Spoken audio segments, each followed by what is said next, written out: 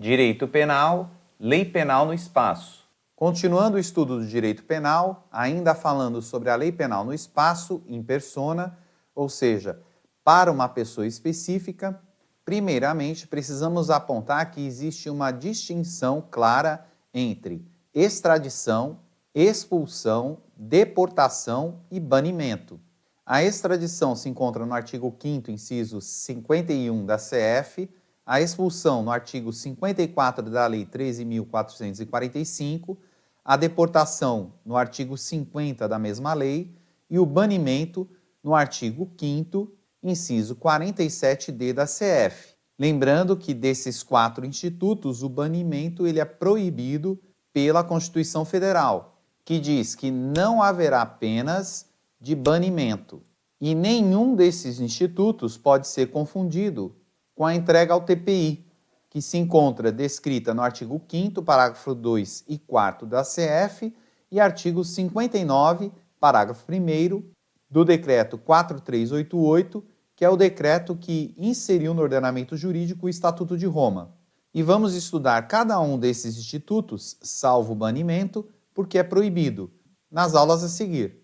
Começando pela extradição, que é quando o Estado entrega, por meio de uma solicitação do Estado estrangeiro, um estrangeiro ou um cidadão naturalizado. Portanto, é proibida a extradição de brasileiro nato.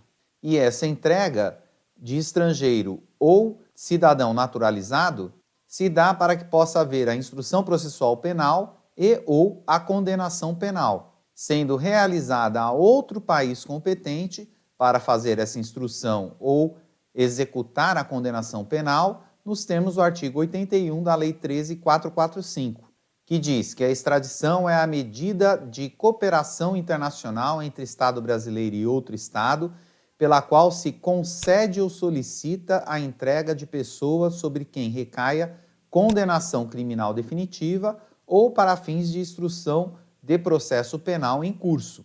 E ainda que a extradição será requerida por via diplomática ou pelas autoridades centrais designadas para esse fim e que a extradição e sua rotina de comunicação serão realizadas pelo órgão competente do Poder Executivo em cooperação com as autoridades judiciárias e policiais competentes. E o fundamento da extradição está alicerçado nos acordos multilaterais, portanto, diz respeito à cooperação internacional, geralmente ligados ao combate à corrupção e ao crime organizado. E muito embora seja para a execução penal ou para a instrução em processo penal, a extradição tem natureza administrativa. A competência para extradição será do país estrangeiro, que será o solicitante, por intermédio da via diplomática ou através do Ministério da Justiça, ao STF, nos termos do artigo 102.1g da CF, que diz que compete ao Supremo Tribunal Federal precipuamente a guarda da Constituição, cabendo-lhe processar e julgar originariamente a extradição solicitada por Estado estrangeiro. E esse julgamento faz uma análise judicial do pedido propriamente dito. Essa análise é apenas formal, nos termos do artigo 82, parágrafo 2 da Lei 13.445, que diz que caberá à autoridade judiciária competente a apreciação do caráter da infração, bem como do artigo 10 do Decreto-Lei 0394, que diz que nenhum pedido de extradição será atendido sem o prévio pronunciamento do Supremo Tribunal Federal sobre a legalidade e procedência do mesmo, bem como sobre o caráter da infração na forma do artigo 2, parágrafo 3º. E aqui ele fala sobre crime político ou crime de opinião. Portanto, a análise que o STF faz é uma análise judicial. Posteriormente, o presidente da República, de forma discricionária, decide sobre a extradição ou não extradição do extraditando. E é competência exclusiva do presidente da República essa decisão, ainda que o STF tenha julgado o motivo da extradição não passível de processo, nos termos dessa petição de extradição 1085 de 2009, em que ele fala que a decisão prévia do Supremo Tribunal Federal conferindo ao presidente da República a prerrogativa de decidir pela remessa do extraditando, observados os termos do tratado mediante ato vinculado.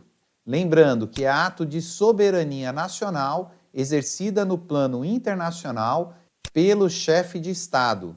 E ainda que o ato de entrega do extraditando inserido na competência indeclinável do presidente da República, confirmando a incompetência do Supremo Tribunal Federal. Portanto, ainda que o Supremo Tribunal Federal declare que o crime é incompatível com a extradição, a decisão sobre extradição ou não será exclusiva do presidente da República.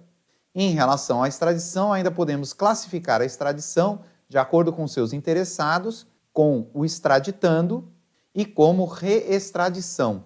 Classificando de acordo com os interessados, ela pode ser uma extradição ativa ou passiva.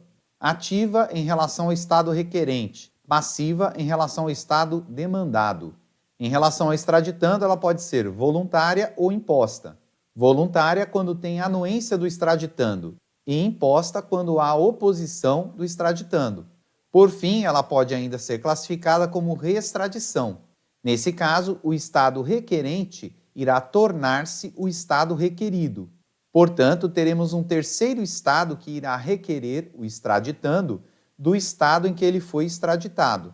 Dessa forma, teremos o Estado requerido, cuja solicitação vem do Estado requerente, portanto, o Estado requerido, aprovando, remete o extraditando para o Estado requerente, e um terceiro Estado, que se torna requerente, solicita ao Estado que era requerente, transformando-se em Estado requerido, que após aprovação remete a esse terceiro Estado requerente, passando a ser chamada de reextradição.